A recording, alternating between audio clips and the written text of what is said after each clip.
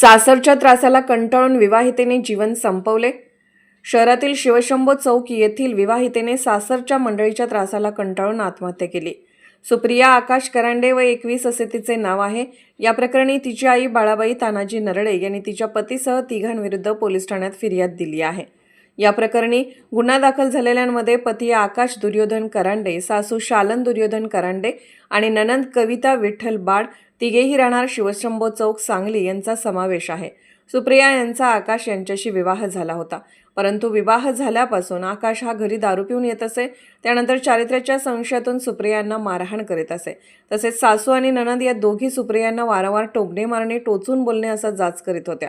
या त्रासाला कंटाळून सुप्रिया यांनी दिनांक 18 रोजी गळफास घेऊन आत्महत्या केली होती. या तिघांच्या जाचाला कंटाळून सुप्रिया यांनी आत्महत्या केली असे त्यांची आई बाळाबाई यांनी दिलेल्या फिर्यादीत म्हटले आहे. त्यानुसार सांगली शहर पोलिसांनी गुन्हा दाखल केला आहे.